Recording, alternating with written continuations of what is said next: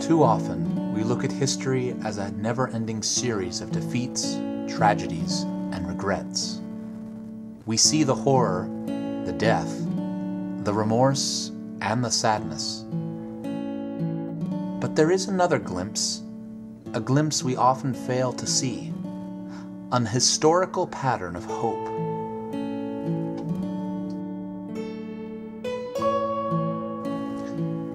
It happened once, long ago. A mad king named Saul, driven by his own lust and despair, had plunged ancient Israel into darkness. But this was not the end of the story.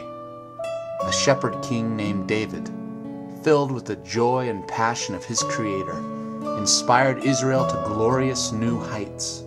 The house of Saul waxed weaker, and the house of David waxed stronger. Darkness displaced by light, despair displaced by hope. It happened again. A beautiful land named Israel had been devastated and darkened by the power-hungry iron rule of Rome. The sages had grown cold, the people had grown weary, the land had grown old. But that was not the end of the story. A carpenter named Joshua, filled with the joy and concern of a father, walked through that land with healing in his hands. The cruelty of hearts turned to cold waxed weaker, and Joshua's spirit and truth waxed stronger.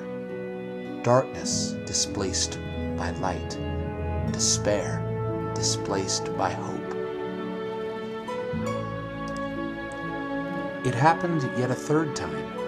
Submerged in a millennium of superstition and sorcery, the peasants had shivered in fear beneath the heavy shadow of religion gone mad. Plagues, wars, ignorance, and terror infected every village and every kingdom. But that was not the end of the story. A man named Gutenberg, inspired by the Creator he adored, invented the printing press.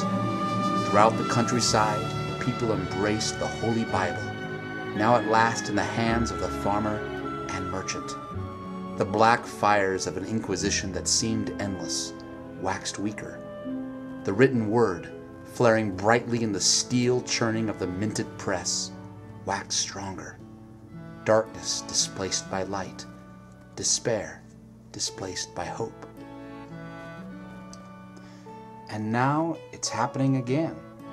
A nation suffering from decades of taxes, spending, immorality, and apathy, struggling to throw off its mantle of gloom, had reached the brink of nuclear inferno and a collapsing dollar.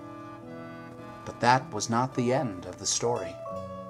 A man named Ron Paul, inspired by the Creator he adored, obeyed his calling to stand against the tyranny and bring life to the people again.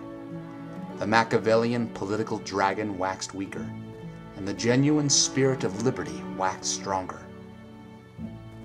Darkness displaced by light, despair displaced by hope.